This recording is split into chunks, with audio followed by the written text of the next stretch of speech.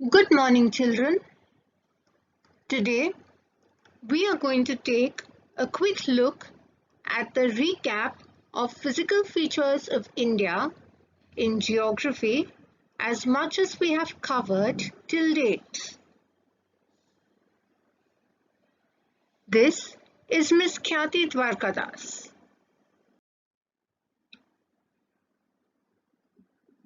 Now, as you can see, our country has practically all the major physical features of the earth, like the mountains, the plains, the deserts, the plateaus, and the islands.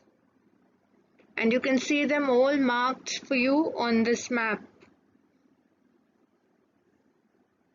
So all the major physiographic divisions are there in our country.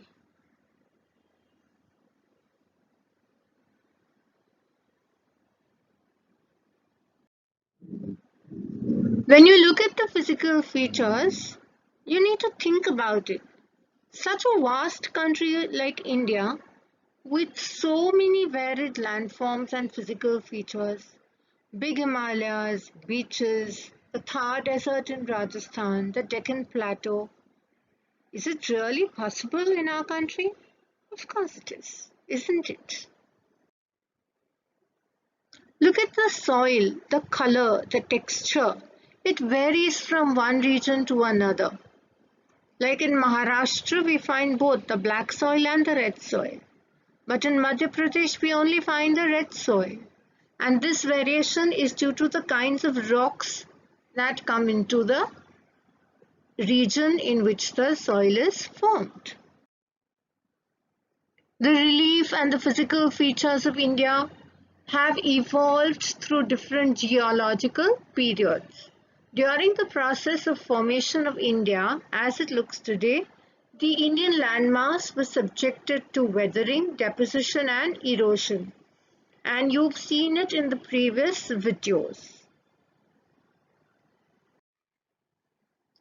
The physical features of India as you see today are the result of all these processes. So just as you've seen the mountains in this image, the plains, the coastal areas and the plateau. We've covered that. It's not a very well-known fact about how India was formed, but there are several theories, and scientists have tried to use one fixed theory, which is the theory of plate tectonics, which in a lower class you would have studied that there are many plates, 7 major and minor plates in the globe, and India is in one such plate. And the movement of plates away from each other, divergence, or towards each other, convergence, or sliding against each other, transform plate boundaries. Some kind of plate movement is called the theory of plate tectonics. So facts that matter to us: India is a large landmass formed during different geological periods by processes such as weathering, erosion, deposition, which have also influenced her relief features. Now, facts that matter is a screen that you have to copy in your notebook because it matters. Secondly, according to the theory of plate tectonics, the crust or the upper part of the earth has been formed out of 7 major and minor plates. These plate movements are of 3 types: convergent, divergent and transform. The oldest landmass was a part of the Gondwana land, which includes India, Australia, South Africa, South America and Antarctica as one single landmass. All the rest was the Ankara lands. One more fact that matters for your notebook: the physiographical divisions of India are the Himalayas, the northern plains, the peninsular plateau, the Indian desert, the coastal plains and the islands. We still have to do the Indian desert and the islands in another class. Today we are not going to cover them. So in the Himalayan mountains, as you've studied before as well, we have the three main parallel ranges.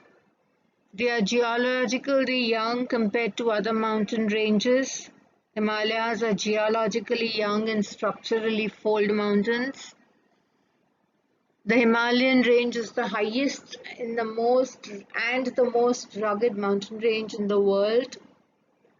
It extends from river Indus in the west to river Brahmaputra in the east, which you can see on the map there, right in front of you.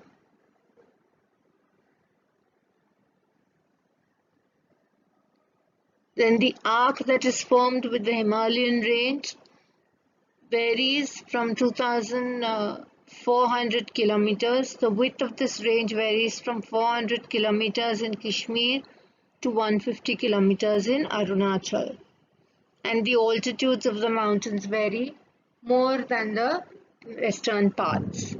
The Himalayas consist of the three parallel ranges, the Himadri, the Himachal, and the Shivalik, and we've done details of each.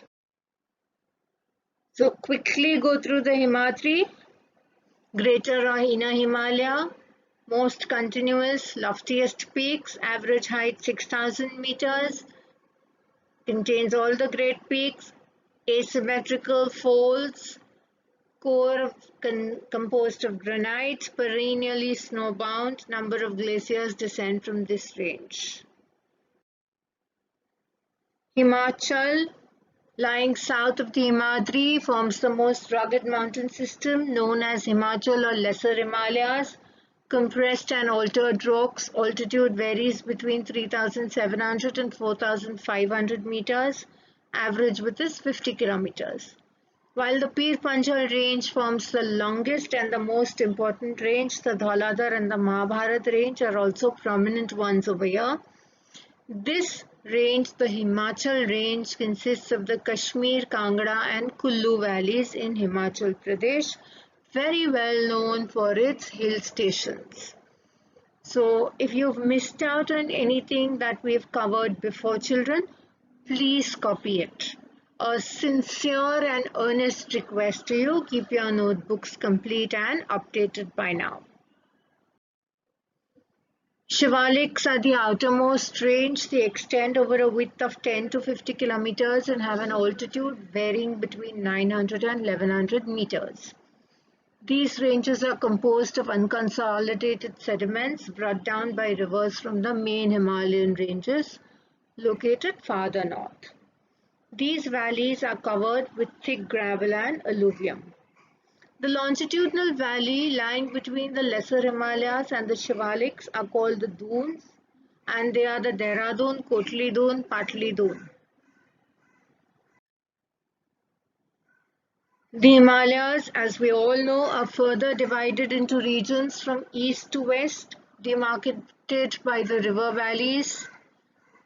Like between the Indus and the Satluj, it's called the Punjab Himalayas, but it's also known as Kashmir Himalaya and the Himachal Himalaya from west to east respectively. So previously in one of the videos, I remember, I think in the Himalayan video only, I have given you the names of all the river breakups. So facts that matter to be copied in the notebook. The three mountain ranges, it is formed by the interplay of the three major river systems, Indus, Ganga, Brahmaputra, divided into the three sectors. Punjab Plains formed by the Indus and its tributaries. Large part of this plain lies in Pakistan. The Ganga plain extends beyond the Ganga and the Teesta rivers. Then we came to the northern plain, children, which is the southern part of the Himalayan range formed by the interplay, as we saw in the previous slide, known as the Indo-Gangetic Plain, made up of alluvial soil, spreads over an area of 7 lakh square kilometers. It's just 240 to 320 kilometers broad, but densely populated physiographic division. Now, why is it densely populated? because of the rivers that flow into it. If it's the Indo-Gangetic plain, as we know, the Indus and the Ganga are around it. The Brahmaputra is coming in from the east. So it's got the most fertile land, and wherever the land is fertile, you will always find people living, settling down. The more the settlements, the more will be the population. In fact, now we have the migrants who've gone back to that side of the country. Material deposited by a river as its velocity reduces may create riverine islands. And one such riverine island is in the Brahmaputra Valley or the Assam region. You're going to find the name of such a riverine island. Due to the deposition of huge quantity of silt, rivers split into numerous channels called distributaries. So the Ganga plain extends between the Ghaggar and Teesta rivers. It's spread over North India in Haryana, Delhi, UP, Bihar, partly the Jharkhand and West Bengal to its east. Particularly in Assam lies the Brahmaputra plain. Now, as you know, there is quite a bit of variety of the relief features in the northern plain. It can be divided into 4 regions: the Bhabar, the Terai, the Bhangar and the Khadar. And you've studied each of these 4 regions before when we did the northern plains. So the Bhabar is a region of narrow belt of level surface lying parallel to the slope of the Shivaliks. Around 8 to 16 kilometers in width, consists of pebbles deposited by the rivers. Streams and rivers re-emerge and create a wet, swampy, marshy region known as Terai. The largest part of the northern plain is formed by older alluvium and lie above the floodplains of the river and present a terrace-like feature. This part is known as Bhangar, whereas the newer, younger deposits of the floodplain are called Khadar. Children, I want you to write the meaning of these 4 or distinguish between the 4 of them. So decide how you want to do it, but at the end of the day, you should have the meanings or distinction of these 4 terms: Bhabar, Terai, Bhangar, Khadar. Facts that matter for the notebook. Northern plain have diverse relief features. 4 regions. Rivers, after descending from the mountains, deposit pebbles in the narrow belt lying parallel to the slopes of the Shivalik known as Bhabar. South of the belt, streams of rivers re-emerge and create a wet, swampy, marshy region called Terai. Largest part of the northern plain is formed of older alluvium known as Bhangar, and the new younger deposits of fold plains are called Khadar. And which of these has conker nodules? Write that down. Check the book and write that down. Then we come to the peninsular plateau, which we had done last time, where once again I had told you that it's a tableland. It was formed due to the breaking up of the Gondwana land, composed of the old crystalline, igneous and metamorphic rocks. It had 2 major broad divisions of the Central Highlands and the Deccan Plateau. And the flow of these rivers, like the Chambal, the Sindh, the Betwa and the Ken, move from the southwest to the northeast. The eastward extension has locally been called Bundelkhand and Baghelkhand. Chota Nagpur marks the further eastward extension of this plateau, drained by the Damodar River. So keep an atlas, children, open in front of you so you're able to look at your atlas and understand where these places are. Last time too, I remember having told you to keep an atlas open and look and mark in your atlas. The Western Ghats and the Eastern Ghats mark the western and eastern edges of the Deccan Plateau. The highest peaks include Anaimudi, the Dodabetta, Mahendragiri, and the highest peaks in the Eastern Ghats. So, Eastern Ghat has Mahendragiri, Dodabetta and Anaimudi are in the Western Ghats. One of the districts distinct features of the Peninsular Plateau is the black soil in the Deccan Trap. And the rocks are igneous and denuded over time and responsible for the formation of it.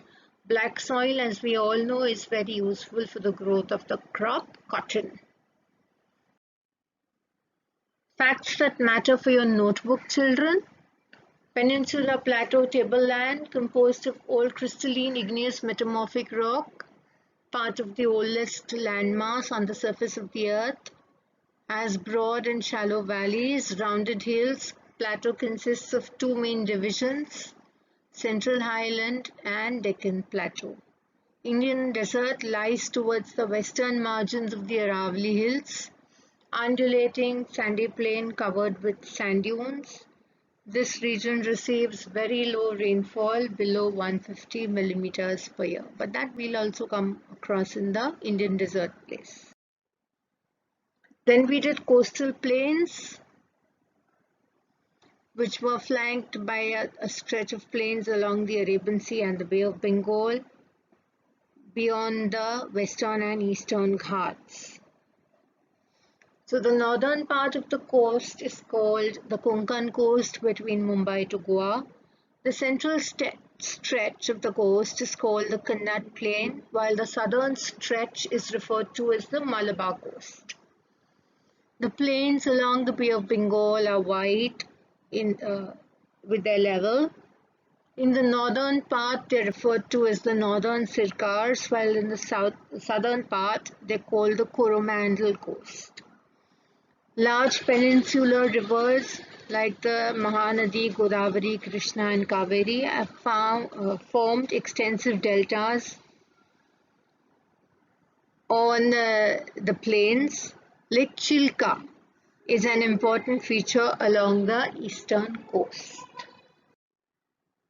Once again, facts that matter right in front of you. The coastal plains extend in the form of a strip along the Bay of Bengal in the east and Arabian Sea in the west. Western coast, sandwiched between Western Ghats and Arabian Sea, is a narrower plain. Consists only of three sections: Konkan coast, Kannad plain and the Malabar coast. In the east you have the northern Sircars and the Coromandel coast. Lake Chilka is an important feature along the eastern coast. So children, I'd like you to complete your notebooks, keep them updated, colored and ready, make art integration mandatory, and be ready. No, one day your books will be called for and you know they're graded. Keep them neat, tidy and complete. Until we meet again, thank you and have a nice day.